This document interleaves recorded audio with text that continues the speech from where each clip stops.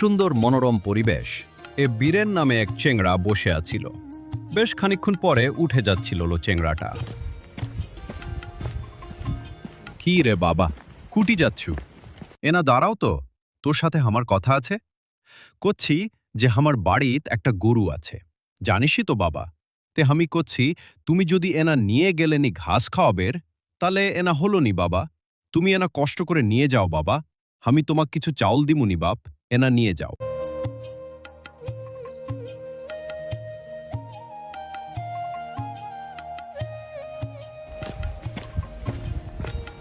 কি গো দিদা, কি করেছো বসে থেকে?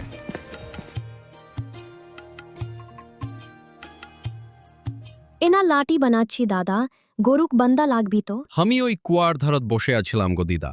দাদু করছে যে আমার গরুটাক এনা ঘাস খাওয়ায় নিয়ে আসিস তো। ওই জন্যে আমি এটি এলাম যে দেখি তো গরুটাকে নিয়ে যায়। আমি তালে নিয়ে গেলাম গো দিদা, দাদু কয়।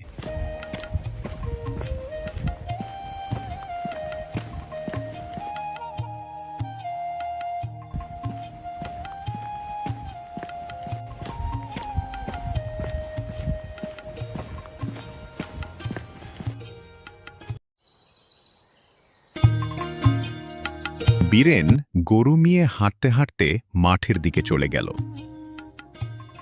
যায় বাবা, আমি এনা গাছের নিচে বসে দম নিয়ে।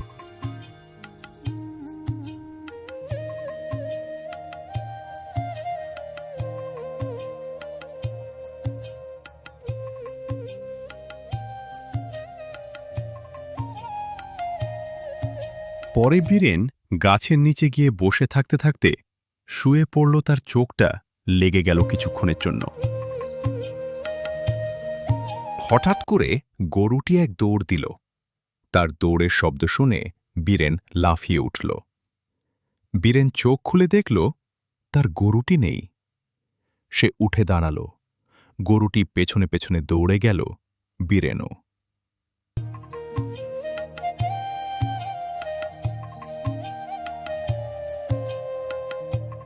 গরুটি দৌড়াতে দৌড়াতে এক গভীর জঙ্গলে চলে এসেছিল। এসে সে আরাম করে ঘাস খাচ্ছে।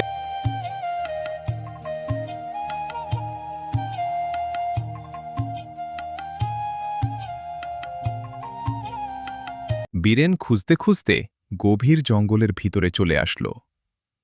সে কখন ও এত গভীর জঙ্গলে প্রবেশ করেননি। সে খুঁজতে খুঁজতে দেখল একটি বড় পাথরের পিছনে ঘাস খাচ্ছে।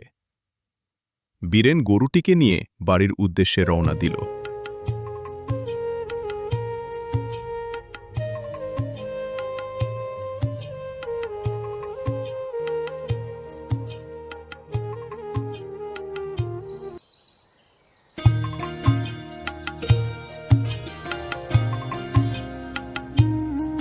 কি গো দিদা, কি করিচ্ছ?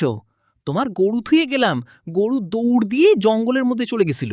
আচ্ছা বাবা, থুইয়া যা, গরু ডায়না খচ্চুর।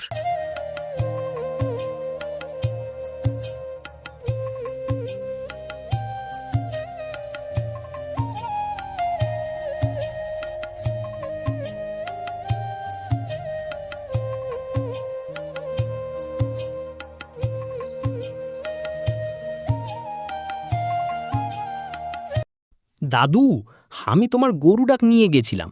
এনা চোখটা লেগে ধরছিল তখন। এই গরু দৌড়ে চলে গেছিল ঘুতে মারার আর ভিতরে। পরে আমি নিয়ে এলেম যাই। গরুক তোমার বাড়ি থুই যাচ্ছি আর দিদাকো কই যাচ্ছি। থাকো, গেলেম। আচ্ছা যা দাদু ভাই, আমি ওই জন্যই তো গরু নিয়ে যাবার কছিলাম।